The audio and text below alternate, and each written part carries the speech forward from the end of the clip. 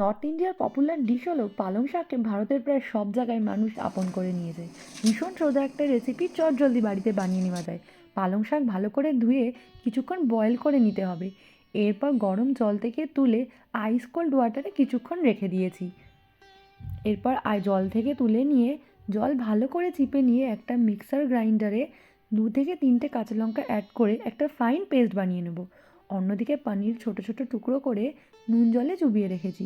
Gravy বানানোর জন্য কড়াইতে তেল গরম করে একে একে তেজপাতা, শুকনো লঙ্কা, দারচিনি, জিরে ফোড়ন দিয়ে ভাজা ভাজা করে আদা রসুন কুচি দিয়েছি। যখন আদা রসুন ভাজা ভাজা হয়ে আসবে, পেঁয়াজ কুচি অ্যাড করব।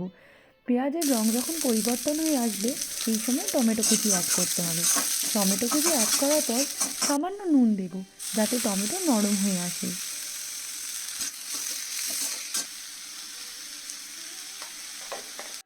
পালক পনিরের সুন্দর একটা ফ্লেভারের জন্য কাসুরি মেথি অ্যাড করব।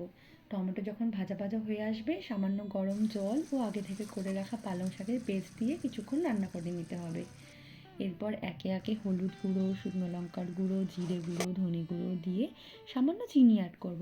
পালং শাকের মধ্যে যে একটা কষকষে ভাব থাকে, চিনি সেটাকে ব্যালেন্স করে দেবে। গ্রেভির রিচ টেক্সচার আর স্বাদের জন্য 2 থেকে 3 চামচ ফ্রেশ ক্রিম ব্যবহার করব। ফ্রেশ ক্রিম না থাকলে আপনারা দইও ব্যবহার করতে পারবেন, তবে গ্যাস অবশ্যই লো ফ্লেমে রেখে।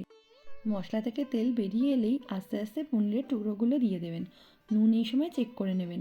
ব্যাস 2-3 মিনিট রান্না করে নিলেই পালক পনির রেডি। আপনারা অবশ্যই রান্না করবেন আর জানাতে ভুলবেন না যেন। আজ তাহলে আসি, কেমন? টাটা।